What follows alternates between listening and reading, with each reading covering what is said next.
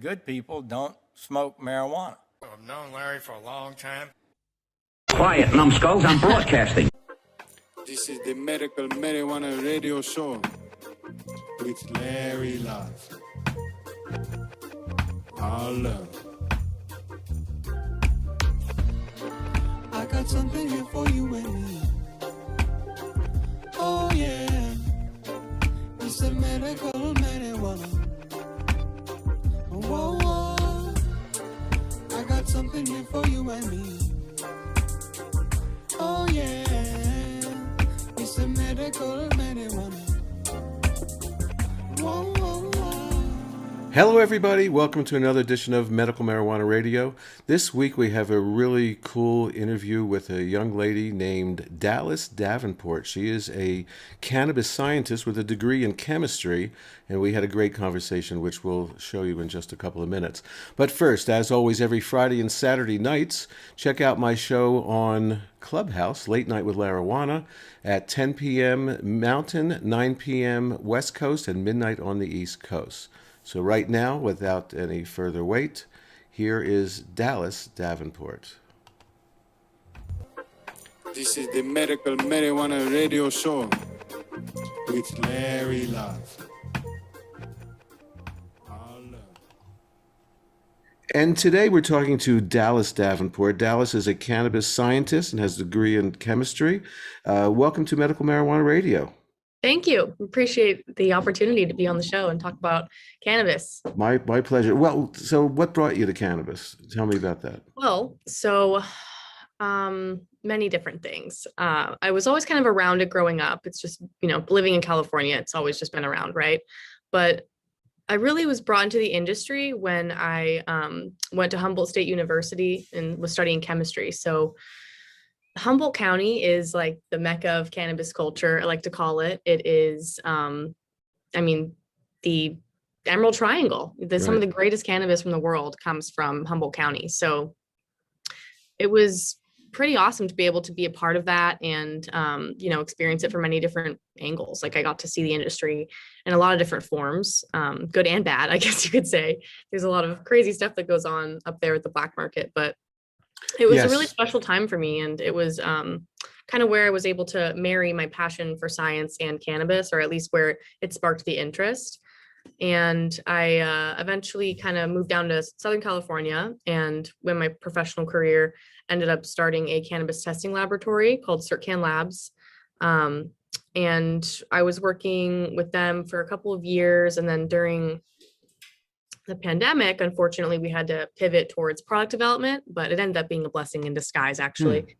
But the pandemic kind of shut down all the bureaucratic agencies that we needed to work with in order to get our licensing and stuff. So that kind of put stopped that whole process. Well, Cannabis Analytics, is very, very important because some growers just use things that should not be used in cannabis and can't be purged properly and so forth. So I feel that it's really very, very important. As a matter of fact, here in New Mexico, we only really have one lab, and it's not really fair just to have one lab, but it's very, very controversial, and we need more labs, and we need to know what's in our plant, whether it's the amount of cannabinoids or whether it's pesticides or any kind of mold and stuff. So it's interesting. Interesting question, kind of backtracking a little bit. So from waiting to do analytical to developing products, that's a big step, right? It is, yeah. But at the same time, the industry is still really new. When it comes to analytics, I could go on for hours just about that one subject. The lack of standardization in the industry itself is such an issue. And that's really unfortunate to hear that you only have one lab in New Mexico. New Mexico is pretty big, right? So I would imagine that you would need a lot more than that. Well, we don't have a lot of people, but it's a big state. There's about 2.5 million people, I would say, in New Mexico. And we just legalized for adult use this past legislation season, and it came into activity June 29th. Now, when I say activity, I mean it's legal. We can all adults can grow 6 plants, but they're making the rules up now. And as a matter of fact, in a couple of days, they're going to be manufacturing rules, which has to do with labs and so forth, that are coming out. And I believe we're going to get a bunch of new labs here, which is going to be fantastic because the industry is just exploding so big. So with the analytics, because that's fascinating to me. Yes. What's the most shocking thing that you found, let's say, in studying Oh, the analytics? And you have a passion for it, I can tell. So I do. yeah, Yeah. so tell I'm me trying about to some of think. the That's a loaded question. loaded. No, Um, no, loaded is when we smoke. We get loaded. yeah. Was load, let's see. Most shocking thing in Shocking thing. analyze. I mean, look, it could be a good thing. It could be a cannabinoid that you studied, and you say, "Oh, wow, that's great. This really could be good." Right. Well, I was actually more on the business side. So I was the president of a lab. So I worked with, securing capital and building out the laboratory, um, you know, the engineering process, that whole thing, as well as acquiring equipment and hiring people. So I was actually like more on the administrative side of things for that. But my experience with cannabis and the industry and, understanding how chromatography and different types of analytical theories, can be applied to cannabis definitely helped that process. But when it comes to the most shocking thing, I think from what I experienced in that industry was just having to deal with the regulatory agencies and how it's all so different and there's no Hmm. standard and nobody knows what they're doing. Right. So that's the biggest problem, honestly. All right. And So let's talk about let's go right into lab safety first, which is the most yes, important thing. Okay. So there's no standardization of safety. It's up to each lab to sort of make sure that their employees and they're operating in a safe manner, or I mean, kind of. So there's in California, at least, I'm not too familiar with the laws across other states because getting a hold on California's laws in particular, that's just enough for one person, right? So yeah, I mean, with the Bureau of Cannabis Control, they implement certain standards and certain, quality control and quality assurance checks you need to do in order to get your license. And they have a process that you have to go through, this application process. And you have to have everything set up for the laboratory before you can even get your license and start generating revenue. So it's a huge barrier of entry into that industry.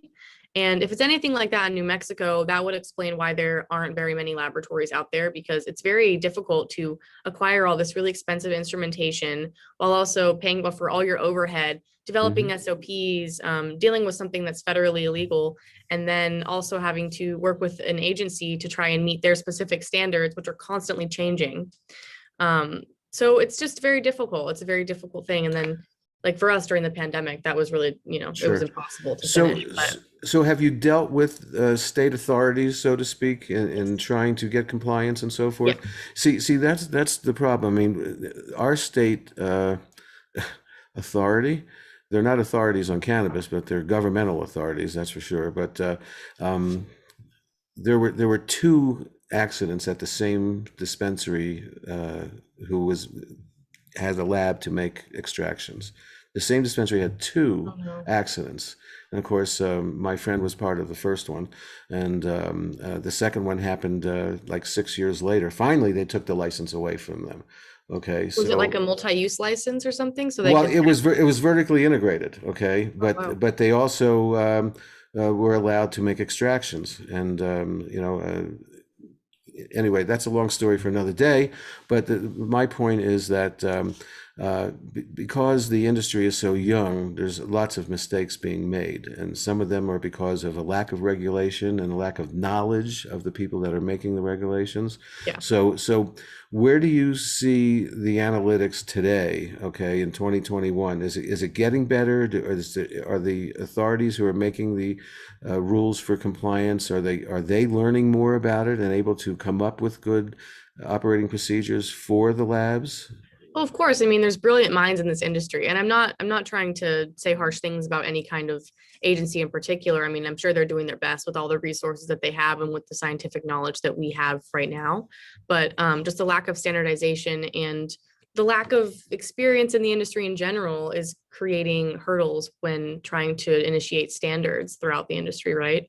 So, um, I mean, every day you're seeing new research on new cannabinoids and, you know, new interactions they're studying within your body. And there's so much research going on. But the lack of standard, it all comes hand in hand, you know, because the lack of standardization and the lack of knowledge and the lack of the ability of the regulatory bodies to actually be able to be involved, they all work with each other to kind of create this, you know, issue that's like an umbrella throughout the entire industry. So I think that it's just going to take, I mean, I'm hoping that federal legalization will provide the industry with, you know, the right kind of oversight, I guess, from a medical standpoint, where we can really identify, you know, the strengths and weaknesses within each of the different states and their, you know, procedures and laws that they implement. And then hopefully we can use that to try and have a more streamlined process. But at the same time, I'm not sure if that's the best way to go, or if the best way to go would be to have, you know, just federal oversight, but then still allow states to, you know, have their own regulatory systems. So Well, I'm not really sure how that would work economically. Well, we do have states' rights, and that's why we have, Right. you know, medical cannabis programs and legal cannabis for adults, because we make our own laws. Okay, Yeah. and we're allowed to do that, which is great. So in the analytical part of labs, okay, for instance, here in New Mexico, you know, they're not even testing for heavy metals. Wow. Okay, so what do you think the standard should be? Okay, because that's important. There are a lot of people that are still using this medicinally, and we need to thank the medical programs for allowing adult to grow out of that, and that the public and that the governments are understanding that this is not a substance that's, you know, really going to kill anybody under 99.9999% of the time, Right. unless you get, you know, hit in the head with 5 pounds of cannabis or something very hard that might kill you. But so That's different. so where should the standards be with testing for contaminants and have, you know, all that kind of stuff? That's a hard question to answer. But it's one of the mean, most important ones, you know, and Yeah. don't, you know, just your personal opinion. Let's, you know, you're not talking for the industry or for anybody I that you mean, work with. So yeah, based on the laws that I have seen and the standards that I've, you know, seen throughout other states and stuff, Canada and California have the highest standards compared to anywhere else in the industry when it comes to like the actual concentrations of residual solvents or heavy metals and what you're testing for. And I think that those are good footsteps to follow because a lot of the stuff that we do test for is dangerous, like microbials, like E. coli and salmonella. Like some places don't even test for that. Certain molds, and like you said, the heavy metals. I mean, I wasn't aware that New Mexico wasn't testing for those, but I'm sure people wouldn't want to be smoking cannabis that had lead or cadmium in it. I mean, those have severe health consequences. So, yeah, well, we yeah, don't I know think that we don't know that it's in there. So that's why the exactly. analytics is so important. We Right. need, because we know that from dealing with this plant that happens. Yeah, Okay, I mean, hemp sucks heavy metals out of the ground. exactly. Okay, and can be used for remediation in some ways and so forth. So I mean, we know about all that Which is stuff. great, but you Yeah, probably yeah. shouldn't smoke it afterwards. No, I don't think so. So, so do you have knowledge of the Delta 8 situation? Yeah, a bit. I Okay. mean, All yeah, right. So my understanding is there's a process which obviously is not necessarily natural to the plant, although Delta 8 does show up in very minuscule levels and so forth. But there's a process of making Delta 8. Are you familiar with what that is and how that's done? I've read about a couple specific synthesis that you could do to create Delta 8. So typically you take some CBD isolate and then you can transform that into a multitude of different cannabinoids, not just Delta 8. I mean, the cannabinoid chemical structure in itself, the backbone is a carbon skeleton of about 21 carbons, right? So, and then there's different functional groups, different amounts of hydrogens and oxygens, and, you know, in different places of the molecule that will create a different pharmacodynamic effect, meaning the effect that you feel when you ingest the drug. So people have been experimenting with taking CBD isolate that is relatively easy to manipulate in a lab, you know, under heat and acid, to change little bonds to create other cannabinoids.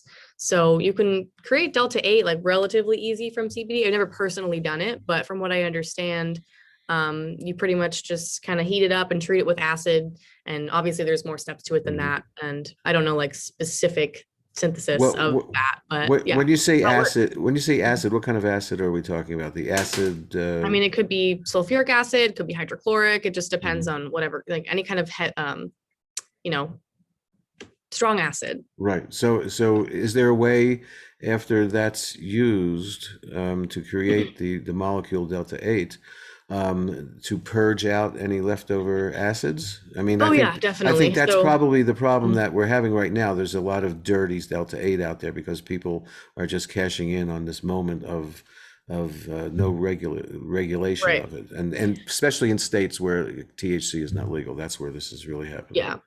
Well, there are residual solvents that come into play when it comes to extracts with cannabis, but with isolates, you don't typically have that issue as much because isolates are typically like 99% whatever kind of chemical you're getting. So yeah, there are ways to clean it, of course, like what I was saying, there's different steps to it. Like with each process of heating it up and treating it with acid, there's also other chemicals that you want to add into that situation to help speed up reactions or to help catalyze it, I guess, you know? So, and those chemicals are the ones that you definitely want to clean from the, you know, final product. I mean, the acids aren't really the part of that chemical reaction that are difficult to get rid of, if that makes sense. From what I understand, at least. So what do you feel there's a negative part of that right now from what you've read and understand? The issue is that people are kind of just taking CBD and creating all these cannabinoids and selling them in products without any real data on if they're effective, if they're safe, you know, just the lack of standardization and testing. So a lot of people are lying about what's on their label. They're not presenting accurate certificate of analyses. There's so many issues that come along with that, but the actual process of creating the cannabinoids from a chemical standpoint, I wouldn't say is the issue. Right. It's how it's done and how it's cleaned up and so forth. So, yeah, the plant is so interesting. I tried. I was given some delta 8 that was water soluble, and you know, from a place that I felt a very responsible manufacturer and so forth. Now, I was talking to some people last night in a clubhouse room, and they were loving delta 8. Okay, they said it did better for them than delta 9 in some cases. A lot of people don't like the psychoactivity of delta 9, but you know, in that case, I tell them about THCA because you know THCA's got a lot of value in it as well. But when I came up to tell about my experience on it, they sort of got weird with me, a couple of them, because I said, well, you know, for me, and as we know, cannabinoids and cannabis affects everyone differently, you know, totally. I mean, that's one of the biggest things in cannabis is that it affects everyone differently. My experience was I got sort of lightheaded and dizzy, and it wasn't a comfortable experience for me. Interesting. Yeah. So I just wonder if there really is a place for delta 8, or is it just doing what delta 9 does on a smaller, less level, you know? When it comes to delta 8, the structures of delta 8 and delta 9 are very similar. So they're isomers of each other. There's just a small difference in one of the hydrogens in the molecule. And delta 8 is actually thermodynamically more stable than delta 9. So explain thermodynamically to me. So it just means that it's more stable based on its energy level, essentially. So you have like you have thermodynamically stable, and then you have your stability when it comes to how the molecule is going to essentially hold up in a formulation or just on its own.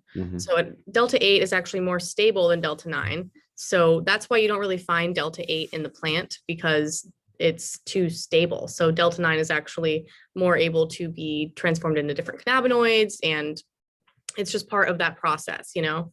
And when it comes to delta 8 and the pharmacological aspects of it, it's interesting that you use delta 9 all the time, but then when it comes to delta 8, you have this reaction that's unpleasant, because delta 8 actually has like about half of the, I guess, efficacy and potency of delta 9. That's what people have been saying based on data.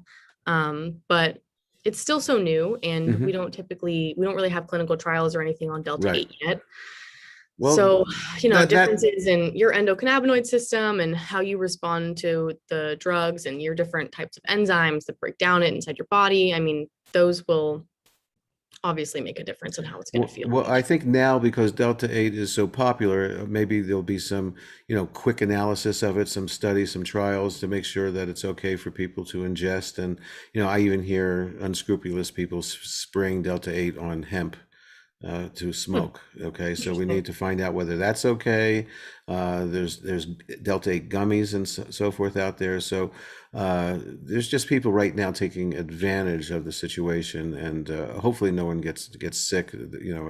But I suggest that people don't buy their Delta 8 from a gas station or a head shop Where you got necessarily. it? Or wait, where did No, you no, get no, no, it no, from? no, Oh, no. okay. Mine was by a very reputable manufacturer. Oh, right. Okay, you did say that. Well, then that's Absolutely. good. Oh, I yeah. wonder if maybe it just happened to be that product. I mean, not to say anything bad about the manufacturer, but did you look at the COA and ensure there was Oh, that yeah. it was okay? Oh, yeah. Okay. I Is saw all that stuff. So, but that the only time that you tried it? yeah, I'm going to try it again. I will do that. I will definitely try it again. And I did it on a clear head. I did it before I smoked any cannabis that day, and my body Okay. was just clear from the night before. I mean, after smoking for 53 years, I have a THC level, in there. And Definitely, I'll yeah. tell you an interesting story about that, since you're into labs and testing and so forth. I wanted to know how much THC was in my body at one point, and so and of course, impairment is something that is very undefined in cannabis right now, driving impairment and other kinds of impairment. So I smoked a few joints and took a 50 milligram capsule. This is about 5 or 6 years ago of THC, pretty high THC.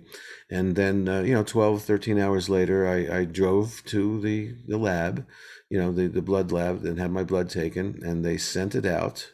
I had no problem driving. I mean, it was 13 hours later. Okay, so totally straight. Uh, you want to take just a random guess on how many nanograms per milliliter my blood was 13 hours later? No idea. Do you know what the arbitrary standard of driving under the influence of cannabis is? Actually, no, I'm not. I'm not aware Okay, of that. so most states are using this arbitrary thing of 5 nanograms per Oh God, what milliliter. was yours? 499. What? It was what is that math? 100 times stronger That's than. Okay, crazy. well, see, that's why people that are getting stopped arbitrarily and they're given tests. There's no road test for cannabis right now. I mean, you could give a sobriety test like alcohol and walk a line, and most people probably would be okay with being high on a joint unless they had just put it out when the cop was coming to the door of the car. But so yeah, I was 500 times, and so that's just anecdotal about how you could have high levels of THC in you and not be a problem on the road with impairment. Yeah. I know it's so difficult to quantify, and there's actually kits out there you can buy now to kind of test your endocannabinoid tone. Are you familiar with that term? No, not I know endocannabinoid, I know, but not tone. Right.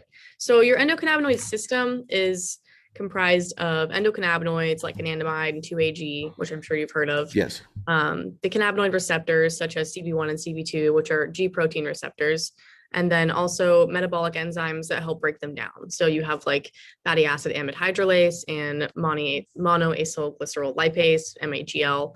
So that's just like the three basic standards of the endocannabinoid system.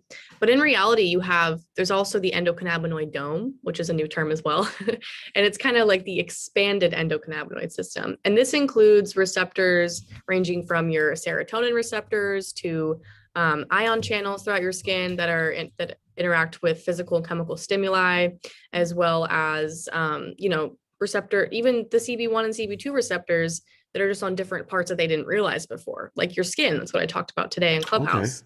There's there's GPR3, GPR6, which play a role in Alzheimer's and neuronal pathways. There's GPR55, which plays a role in bone health, as well as obesity and diabetes and a bunch of other diseases because of where they're located. But the point is that your body is directly affected by endocannabinoids at almost every single physiological process, whether it be, me just like smelling a cup of coffee or feeling happy in the morning. Like endocannabinoids are crucial for, your cells and all neurotransmitter. Oh, I don't want to claim all, but a lot of them, right? Hmm. So a lot of different neurotransmitter activity. So it helps regulate serotonin and dopamine and a lot of really important other chemicals in your body besides just the endocannabinoids. So when you're taking cannabinoids as a supplement, you're essentially helping your body to help create or upregulate your endocannabinoid system to produce more of the chemicals that should already be in your body. So it's kind of like Hmm. supplementing with, like, let's say you're taking zinc or something to help boost your immune system. You know what I mean? Hmm. So when it comes to endocannabinoid tone, that's a term that kind of just encompasses like your body's natural endocannabinoid content and function. And a lot So of people, how would sorry. they test for that? Well, there's a kit, and I don't really know the exact mechanism. I've been fascinated. One of my friends actually took the kit, and I was going to ask him what his results were and if they even made a difference. But I'm wondering if that kit helped. I think they do like a cheek swab, or I don't know if it's hair or something like that. But they somehow check your genome, your genetic data, and they can try and analyze. They can see, maybe your anandamide concentrations, your Hmm. endocannabinoid concentrations, and see certain areas which are lacking. Maybe they test for receptor sites on cells. I'm not really sure, but it's fascinating. And this is a new area of research. So, Uh-huh. And so, yeah. what did you said tone, Mhm. and that's what you were just talking about, but you also Yeah. said a dome, Yes. So endocannabinoid dome. Can you endocannabinoid describe, dome. explain that one to me, please? Yeah, so it's kind of what I was just saying. Like it's just an expanded endocannabinoid system. So in the past, in the 1990s, when Dr. Raphael Mechalom and his team had helped, quantify and elucidate certain cannabinoids, as well as the other scientists that helped clone the receptors and figure out the pharmacological interaction there. Um, they initially thought, okay, we have the CB1 and CB2 receptors, which are the G protein receptors, right? G protein is, do you know what a G protein receptor is? No. Okay, well, in biological terms, it's just like a family of receptors that reacts with this. It's certain protein arrangement on your cell membrane, essentially. So on your cell membranes, you have receptors that you could kind of, I guess, call like channels or like conduits, Hmm. which where you have an exterior ligand, like a cannabinoid, for And they example. attract certain molecules. Right. It's like a lock and a key. Hmm. So Hmm. the G protein receptors um, are actually the biggest target for pharmacological drugs. I think like 60% of pharmacological drugs or something actually utilize G protein receptors because of their specificity and their ability to be manipulated with different compounds.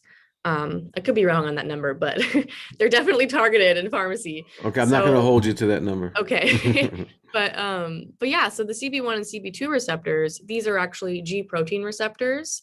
And in the beginning days of this, of studying the endocannabinoid system, they kind of were like, okay, yeah, that's what the system's made up of, endocannabinoids, the receptors, and those two enzymes. When in reality, they're finding all these different other receptors, like I had just mentioned. So there's like the TRPV 1, 2, 3, and 4 receptors. There's which are ion channels. So that whole system, those directly respond with cannabinoids. CBD and CBG, for example, directly activate that receptor type. Hmm. So that would be part of like the endocannabinoid dome because it's an expanded endocannabinoid system. So isn't that exciting that there's still so many things to discover Yeah.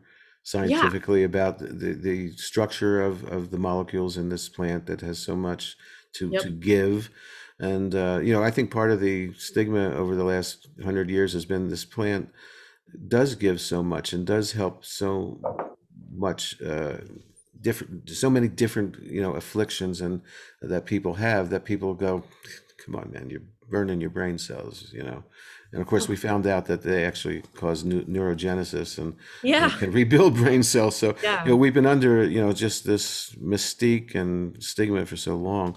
Let's talk a little bit about terpenes. And of course, I think this morning in that group that was speaking, they mentioned terpenes and you Right. mentioned topicals and so forth. And I think someone mentioned that too much terpene in a topical may not be that good. Was that in that room this Yeah, morning? one of the guys on the panel, he had said, I'm not too familiar with him. I think his name's Dr. Majid or something. Yes. That was my first time talking to him. I think he's a pharmacist and he also formulates. He had mentioned something about like terpenes and their ability to irritate the skin, which is true. I mean, terpenes themselves, like essential oils, if you put them directly on your skin, they're very, very potent. You know, they can be abrasive and they can hurt your skin. So you have to be careful in like the percentages that you use as well.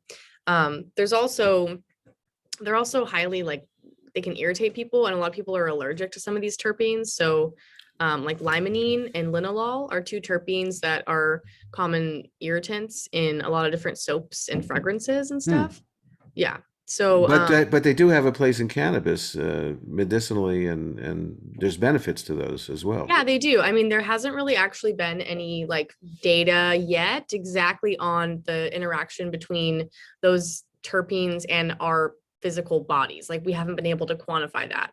But from a standpoint of, you know, just I guess physically we feel that it works and we know that it helps that way. We just haven't been able to quantify it yet. Well, I'm kind of blanking on the word to describe that. But time will tell. You know, yes, there's people analyzing cannabis now that you know, we're just discovering things. Just like I said, Right. that's the exciting part of this.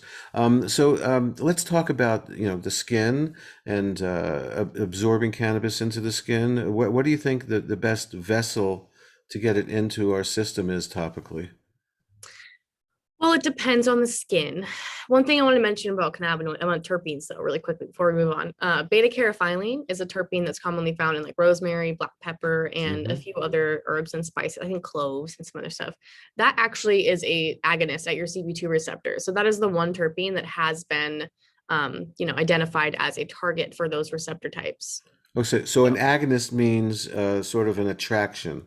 Yeah, an agonist means that it activates the receptor. So think like Okay. lock and key. So think like an agonist is a key to a lock. And the beta caryophyllene, the terpene from cloves and pepper and rosemary, can actually activate the CB2 receptors, which play a huge role in your immune system, you know, all your different peripheral nervous system activities, a lot of different things. So that's super fascinating about that terpene. And I'm really excited to see more research on that. Yeah. Absolutely. So what were we just were talking about? Oh, sorry. The topical administration. Yes, topical. Yes, thank you. Yes, the skin. So yeah, the skin is so complicated and everybody has a different chemistry, you know, different microbiome, if you will, on your skin. So it's complicated to say that one thing, you know, it's difficult to say that one type of delivery system is going to work the best for everybody. But, and it kind of depends what you're trying to treat too. So, but in general, I mean, I would say that nanoencapsulation helps increase bioavailability because the smaller the molecule, the easier they're going to pass through your physiochemical barrier. And there's less resistance there, you know.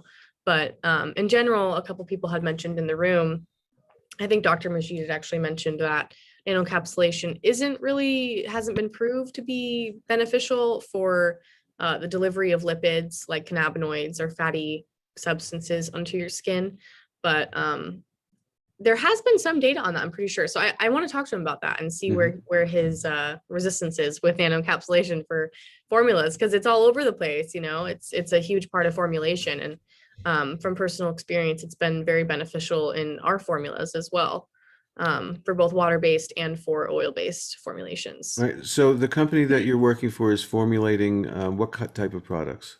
So I work for Certified Brands Group. I'm the chief scientific officer here, and I help formulate and design products. I kind of work with our manufacturer and, you know, pick out cannabinoids and ingredients that we want to put in there and help with figuring out the kinds of delivery systems and such. So we like to use CBD and CBG for our products, and we also use some CBN. We kind of use whatever kind of isolate we, you know, can get our hands on for specific reasons, I guess. But we know that the more cannabinoids, the better they work, right? So we actually use isolate because we're really interested in setting the standard, if you will, and in the industry. So That's sort of the opposite of what you just said, because the isolate. No, but we use multiple isolates at And the you, same oh, time. so you're Yeah. combining isolates. Yeah. Okay, that So it sounds might seem interesting. counterproductive to a lot of people, but when it comes to trying to comply with pharmaceutical regulations and laws and trying to take this polypharmaceutical drug and try and like shove it into a little box, I think it's a good way to do that because we're able to get consistent results on our COAs, which means we're able to allow our customers to get consistent dosages with their products. Whereas if you were to have something that's like broad spectrum or full spectrum, which obviously has its benefits, right? It's really difficult to really quantify the amounts of each cannabinoid in the product. So that has a whole slew of issues when it comes to marketing and label claims and that kind of thing. Can't make claims on labels. Exactly. But even saying like full spectrum, we have this much of this, Okay. you're being very ambiguous about what else is in there. And you're kind of like irrefutably having a label claim, right? Or a wrong label, because it's like, no matter what you say, it's going to be wrong in the eyes of the law. Right. Well, So it's difficult. if it says something has 85% THC in it, or CBD, let's say, what's the other 15%? We need to know that. Exactly. Yeah, that's the problem. And a lot of consumers don't really think that they need to check the COA, or they just kind of trust what's inside of a bottle, because typically we do have these regulatory bodies and this oversight that makes it so that we can. But when it comes to the cannabis industry, you have to definitely do your research and understand who you're buying from and what you're buying, because a lot of the times what is on the label isn't what's in the bottle. Are you still developing products, or are they currently on shelves somewhere? Both. I mean, we're a startup, so we've only really been in business for about a year now. During the pandemic, we pivoted. So we have 5 different brands, and we've implemented products for 3 of them. So we have a pet food brand called Kanos, and we have some treats there that have CBD and CBG. Those are really awesome. I've actually eaten them. They're good. Well, let's talk about CBG for a second. Sure. What CBG is a big molecule, a big cannabinoid. Tell us what it does. So CBG is the mother of all cannabinoids, people like to call it. So within the biosynthetic pathway of the hemp plant, so during the maturation stage of the plant, CBG is actually one of the first cannabinoids that occurs. Do they call that the mother of cannabinoids? They do, Is that, yeah. okay. Yeah, and there's actually different types of enzymatic biosynthetic pathways. So there's CBG and then there's CBGV, and I'm sure we'll find out more in the future. But yeah, CBG is like one of the first compounds and cannabinoids that we get before we get CBC, THC, and CBD. And then from there, all those cannabinoids undergo a series of reactions, and depending on the stage of the flower and environmental conditions, you'll get concentrations of other cannabinoids. But CBG itself has been shown to interact with your hypothalamus. There's some new studies on that. I'm still doing research on that, so I don't really know too much about that exact system, but that's like a very new area of research. That's super exciting.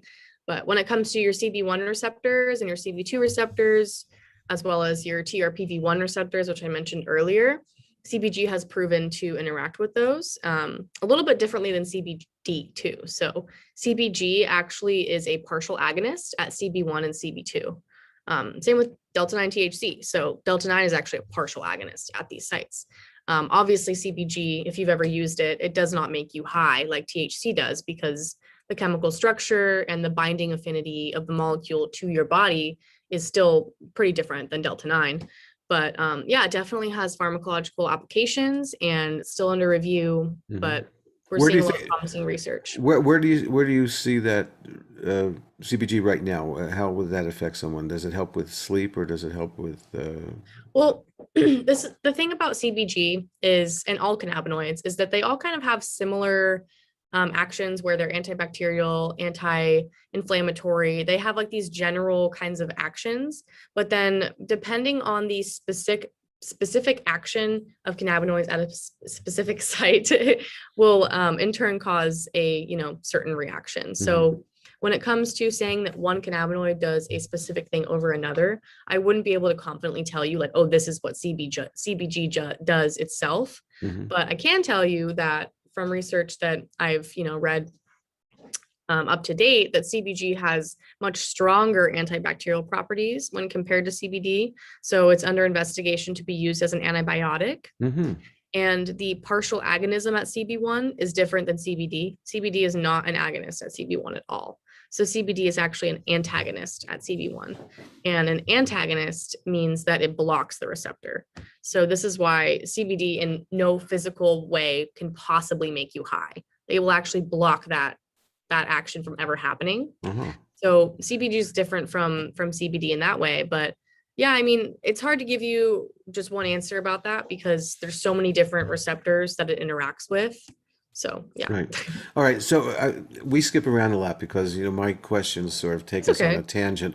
But I want to I'm get back. ADD. There we go. I'm cannabis ADD. I want to get back to topically for skin. Okay, because we talked about a friend of mine that had an accident and he's got cadaver skin Right. and so forth. So what do you think is good for that, and like how often should? I'll give you an example. I had a little scratch on my head. I Hmm. bumped my head and it bled a little bit and it scabbed up and stuff. I couldn't get rid of that scab for a really long time. I started putting some CBD salve on it, okay, and I treated it probably for 8 or 10 weeks with the salve every day. Wow. Finally, it went away. It took a long time, but that was sort of, I let it try to heal naturally. But so, of course, I don't have any hair here, but I can apply stuff directly to that quite easily. But is that a harder part of the skin and body to absorb topicals to in any way? Because I also treat like a little bony, there's something called a bony hemangioma. Okay. Right. Well, I mean, possibly. I would say that that might be more difficult, maybe the lack of fat in that area. So Uh-huh. your skin is composed of a lot of fatty Right. cells, and so something like cannabinoids and a lot of topicals are actually like lipid molecules, so they're actually fatty. And maybe the lack of fat in your scalp area just kind of interferes with the way it absorbs. I'm not really sure how to answer that, to be honest, Right. but I think Well, that it is difficult to treat like open wounds and scabs and stuff with mhm. topicals because you have to be careful. You don't want to irritate it. So you don't want to put something that has a bunch of menthol in it on an open Oh yeah. scab. Like that probably wouldn't feel good, right? Right, right, right. But talking about your friend, I did suggest one of our creams because it is a water-based formula. So it's really easily absorbed and Aha. it's, Our nanocapsulated too. So our there's a lot body of is what, 80 something percent water, so that yeah, makes exactly. sense. So the more of a water formula, the better it's going to absorb, right? Hmm. So yeah, I mean, that's what I suggested to him. And he said he was in pain too. So our formula has a lot of different essential oils that help with pain. So it has like camphor, menthol, frankincense, tea tree oil, and the main compounds in the camphor and menthol from certain plants, those main compounds actually directly interact with, your TRPV1 receptors, which are receptors on your nerve fibers in your skin that actually desensitize pain signals. So cannabinoids act on those receptors as well as all these different essential oils and stuff. Um, yeah, I'm not too sure about the cadaver skin. I'll have to look that up. I hope it helps for him. I'm not sure. That's my first time hearing that or getting that question. Well, Um, this is how we yeah, learn. We look into stuff after exactly. people Yeah. ask us questions, and it says, "Ooh, I need to find out about that." Yeah, So, definitely. anything else about terpenes that we didn't talk about? Terpenes. Obviously, to get together, they can do certain things together. That entourage effect of terpenes. I interviewed a company a few years ago that were combining terpenes in a pen together, and to create different effects. And they interviewed people about, okay, gave them one pen. So what kind of effect did you get, and so forth. So it's exciting what's coming up and so forth. Yeah. Are you also doing work with THC? Since you're in a legal Not right state. now. No, not right now. Yeah, we just use isolate Hmm. as it is. So we're not doing anything with THC. I mean, in the future, we're definitely going to use broad spectrum and full spectrum products, but yeah, just right now we're just using isolate. So So, but obviously we know that anecdotally and some science that tells us that, THC working together with CBD at mhm. certain ratios can help. I'm sure, for instance, you said you have a pet product, right, that you Yes. formulated. Mhm. So I'm guessing the ratio might be 15 to 20 to 1 CBD to the legal amount of THC We don't that have could any be in it. THC in our pet Oh, products. And so it's actually, okay. we don't really want to use THC in pet products because at least in dogs, the research on pets is even more limited than humans. So this is like I've only been able to find a couple like legitimate studies on cannabinoids in dogs, for example. But in dogs, at least, their CB1 receptors, so they have an endocannabinoid system too. They have CB1 and CB2 receptors we've been able to identify and quantify. And they actually have a much higher amount of CB1 receptors in certain parts of their brain that can cause more physical issues, if that makes sense. So if you ever notice how you give, if a dog has, accidentally eats some THC, or maybe you just feed it to him because you think it's good. It might be in small doses, but they often like lose motor control. They can get really, really sick and start vomiting, and they just like have a really bad reaction. That's interesting. Some people get sick and vomiting from THC as well. Oh yeah. Cannabis hyperemesis syndrome. Yeah, that's horrible. Yeah, it's horrible. I know. I also know someone that has that as well, Oh, and no. and I believe, my anecdotally information and opinion is that it's a THC toxicity. Okay, because I know Yeah. this person that gets it maybe every 2 years, and then he abstains, for maybe a month, and then goes back, and then he's good for another 2 years. And people that are blaming it on pesticides and other things. Just your body yeah, overwhelmed. that's my opinion as well. So that'll be interesting in the future as more people are using cannabis, and new people, to see, how long it takes them to get to a toxicity. I don't think Maybe they never will. Just depends on your enzymatic activity. Most people never will. But a lot of us do get not a toxicity, but a tolerance. Do you have any information about tolerance, and which receptors do we need to clean up so that we can get that effect that we really want? When it comes to, you got to just stop for a few days. I mean, at least that's what you got to do. But when it comes to building a tolerance, it's more or less your CB1 and your CB2 receptors, and the amount of delta 9 THC that you're ingesting. So when you're ingesting delta 9 THC, it's an agonist, it's a partial agonist at your CB1 receptors, and the way that it specifically binds causes you to feel high. And what's really happening there is actually like a retrograde signaling process, which means that it's actually like kind of functioning like a dimmer switch. So THC kind of goes into your neurons, and at the actual interaction between those neurons, you'll see pictures of this all over the internet if you look up receptors. Like, it's just like this, weird little neuron thing, and there's all these little chemicals in between. So it's actually working on the presynaptic neuron to cause an issue, or to cause a reaction on the postsynaptic neuron. And when you're doing that, it's actually modulating your endocannabinoid production. And if you're constantly supplementing your body with delta 9 THC, your body's going to be like, okay, I don't need to make as much of this specific endocannabinoid. So then, if that makes sense. So you're putting so much THC into your body that your body thinks it doesn't need to make it anymore. So it kind of stops, it kind of like deregulates your endocannabinoid tone, if you will. And if building a tolerance is just at that point where your body just, needs more and more and more to feel that euphoric feeling, because you've already kind of desensitized that receptor. Like, it almost, I think it's when it's I don't know how to say this. It doesn't sound super complicated, but it's like a phosphorylation process between the receptor and your body. So the receptor kind of like detaches almost, if that makes sense. Okay, And so you have to kind of stop so your body can repair that neuronal channel, and then your body will be able to like absorb it the right way. That makes a lot of sense, and Okay. even to a layman like me. So that's wonderful.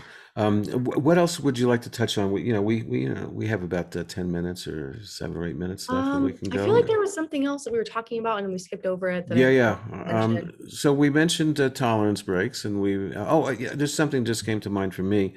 And we talked about CBD working together with THC Right. in a good way. Oh yeah, that's what it was, I think. I've been told, and I believe, scientifically, that CBD sort of can give a calming effect. So that's not psychoactive, right? I don't really like to use that word psychoactive, because anything that is going to cause a change in your psyche can be classified as psychoactive. So to me, like, cannabinoids are psychoactive. CBD is most definitely psychoactive. It's not psychoactive in the same way as Delta 9 or Delta 8 or CBN even, or CBG, but there's definitely something going on when you put CBD in your body. So The Okay. reason why CBD can be calming when you ingest Delta 9 with CBD is a little bit is because of the fact that it's an antagonist. So I brought that up a little bit earlier, meaning it actually blocks that receptor Hmm. from activating. So let's say you have a bunch of Delta 9 THC in your body, like the antidote is CBD. If you were to flood your system with CBD, it's going to knock THC off the receptors and stop you from feeling high, if that makes Hmm. sense. Okay. Yeah. It Yeah. Yeah. blocks that response. So I've also been told that CBD can amplify the effects of some pharmaceuticals, and that they shouldn't be taken together. Have you heard that as well? Yeah, that's just like a standard drug interaction. All So right. what's going on there is actions in your liver. So it's called the first pass effect. Have you heard about that? No. Tell me, Okay, well, please. that's just like a standard physiological process of metabolizing anything in any drug. So when you ingest something orally, it actually is absorbed it goes into your liver before it goes to the rest of your body, and your liver processes it by hepatic enzymes. Hepatic enzymes are just liver enzymes, Hmm. essentially. And there's a group of there's a family of enzymes called the cytochrome P450 enzymes that Cytochrome metabolize. storms. Oh, that's a Cytochrome little different. storms. That's Oh, is that cytokine different? storm. Oh, Yeah, I'm sorry. Okay, that's there a you go. protein I'm signaling. trying to No, make it's believe okay. okay. It sounds familiar, It right? It does. sounds It similar. I does. know, I know. Okay. But yeah, those enzymes actually break down cannabinoids in your body, and the amount that you're actually ingesting is nowhere near the amount that you're actually going to get to your brain. Hmm. But when it comes to drug interactions, those enzymes are responsible for breaking down many drugs. So let's say you have like a statin or something. There's a definite interaction between a group of Yeah. statins and cannabinoids. I hate statins, by the way. Yeah, they're not great. FYI. But what can you do? I stopped So taking them. That's what I did. oh, good for you. Awesome. But anyway, so if your body's going to be working hard to break down the statin, and then you also introduce, cannabinoids into your body, there aren't going to be any enzymes left to break down the cannabinoids, if that makes sense. Hmm. So there's a specific amount of enzymes in your body, and you can't introduce a bunch of drugs into your body at the same time that use the same enzymes, because then there won't be enough to break them down. So that results in either the pro drug or the drug that you put in after that in order to have a higher concentration. If that makes sense. Absolutely. So, Absolutely. so Sure. if you were Sure. to take cannabis before you were to take, let's say, a blood pressure medication or something else, your enzymes would be hard at work to degrade the cannabis to help, because your body's always going to be attacking something to get it out, right? And then there wouldn't be enough enzymes to break down the other drug. So then that drug would result in a higher concentration in your blood, maybe higher than your doctor prescribed. And then that could lead to potential issues and overdoses and problems. So yeah. Right. So it's important to tell your physicians that you're using cannabis. Of course, the physicians Definitely. probably aren't going to know that much about cannabis or know about that interaction, counter interaction, and so forth. Yeah. So, it's up to us to have conversations like this and get it out to the public. And again, I say it all the time. We need to educate the educators. We need to educate the law enforcement, doctors, nurses, medical, all medical professionals, now that this is so prominent. So how can people get a hold of you if they want to ask you a question, or even see where your products are? Are they available online? Well, yeah. So our company is Certified Brands Group. So you could always go to the website, it's www.certifiedbrandsgroup.com. And then you can email me at dallas.davenport@certifiedbrandsgroup.com. Yeah, you can just email me there, or you can reach me through Excellent. the website and the phone number directly to my office too. So that would work. And if people are on Clubhouse and want to hear you, are there certain rooms that you are in Yes, constantly? I'm also working with the Cannabis Spa University or Cannabis Spa Association, and the Mhm. Clubhouse section is called Cannabis Spa University. So I'm on there Wednesdays and Thursdays at 8 a.m., 8 to 9. Wednesdays, we focus on cannabis and skincare. And then Thursdays is more focused towards pain management, massage therapy, and stuff like that. So Excellent. Well, I knew that massage therapy was going to be good for yes, the cannabis industry, so I bought the name tokenmassage.com. nice. That I think will be a great name for somebody's business someday. Oh, those were all your domains on your Clubhouse. No, not all of them. Probably, Oh, okay. probably 5% of them. Oh my I gosh. have over 300 cannabis domain names. Anyway, thank you so much. I appreciate your time today, and it's a great interview, and your knowledge is wonderful, and you explain it in a great way that I think the average person can understand. understand, even though Thanks. there's a lot of technical science in there. So thank you, Dallas Davenport. We Thanks. Yeah, appreciate that it. was really fun. Thanks for having me. It was a My great pleasure. opportunity. My pleasure. We'll be right back after this. This is the Medical Marijuana Radio Show. I want to thank Dallas Davenport. Thank you for your expertise and a great interview. Also want to thank my two radio mentors, both with the initials HS. Thank you for your inspiration. Again, every Friday and Saturday nights, midnight East Coast, 9 p.m. West Coast, it's Late Night with Larawana. We'll be back next week with another great interview. Peace and love, everybody. Peace and love. Oh yeah, it's a medical